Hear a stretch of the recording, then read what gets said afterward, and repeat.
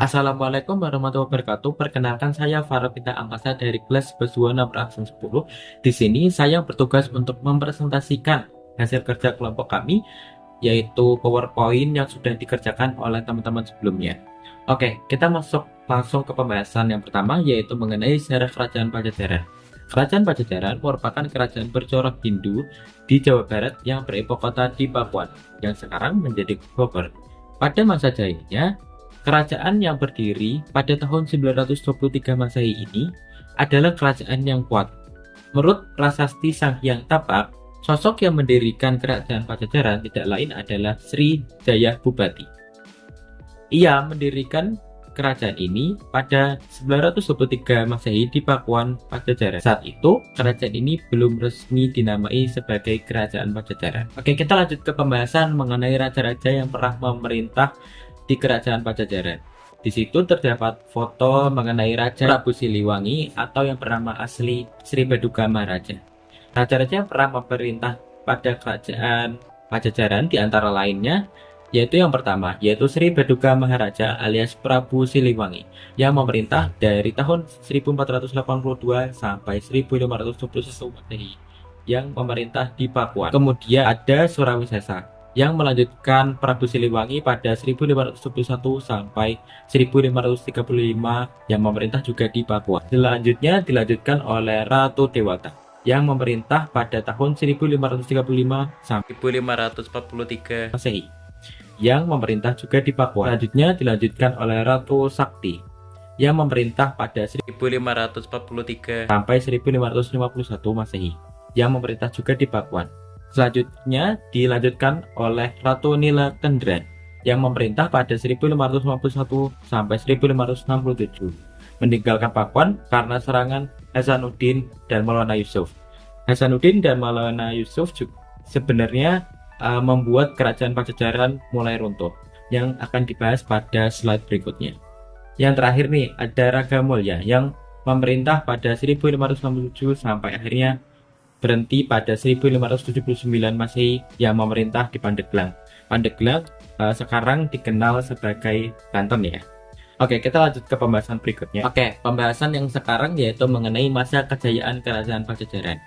Nah, karena kerajaan Pajajaran adalah kerajaan yang cukup kuat, jadi banyak hal yang bisa diraih oleh kerajaan Pajajaran. Masa kejayaan kerajaan Pajajaran diraih saat kerajaan ini dipimpin oleh Sri Baduga Maharaja yang sebelumnya sudah kita bahas. Kerajaan Pajajaran saat itu dalam keadaan tentram dan teratur. Pada masa pemerintahannya, kerajaan Pajajaran mengalami masa keemasan dalam hal ekonomi, sosial, dan budaya. Ekonomi kerajaan didukung oleh kegiatan perdagangan yang berkembang pesat, terutama dengan India, Tiongkok, dan negara-negara Muslim. Pemerintah mempromosikan pertumbuhan industri tekstil dan logam, serta menyediakan infrastruktur yang memadai untuk memperluas perdagangan. Pembahasan sekarang yaitu mengenai keruntuhan dari kerajaan Pajajaran.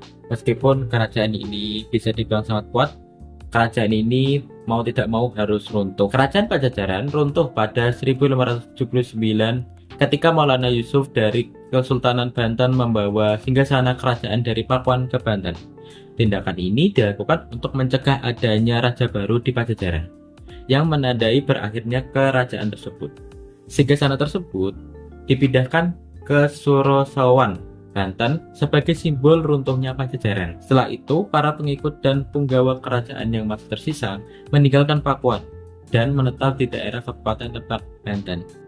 Di sana, mereka menjalani kehidupan dengan mengikuti tradisi lama yang ketat. Kelompok ini kemudian dikenal sebagai orang Badui yang hingga kini tetap mempertahankan cara hidup tradisional mereka. Kita masuk ke peninggalan kerajaan Pajajaran. Yang pertama nih ada Serat Babad Pajajaran. Di situ mungkin terlihat familiar, yang mungkin mirip dengan aksara Jawa ya. Jadi Serat Babad Pajajaran ini merupakan naskah kuno yang menceritakan silsilah raja di kerajaan Pajajaran serta cikal bakal lahirnya kerajaan tersebut. Jadi simpelnya seperti buku sejarah. Kemudian ada Carita Parahyangan. Naskah yang dibuat pada akhir abad ke-16 ini menceritakan sejarah Sunda, mulai dari zaman Kerajaan Galuh sampai runtuhnya Kerajaan Pajajaran oleh Kesultanan Banten. Selanjutnya ada peninggalan Carita Warkeguru. Kalau naskah ini dibuat pada akhir abad ke-17 atau sekitar abad ke-18. Isi naskah Carita Warkeguru berkisah tentang silsilah raja-raja di Kerajaan Pajajaran yang diruntut dari Nabi Adam. Oke, yang terakhir ada prasasti batu tulis. Nah, kalau prasasti batu tulis ini dibuat pada tahun 1533 Masehi oleh Raja Surawisesa yang merupakan anak Sri Baduga Maharaja alias Prabu Siliwangi. Prasasti ini memuat tulisan Sunda kuno yang berisi kekaguman Surawisesa kepada ayahnya. Oke, sekian presentasi yang dapat saya lakukan.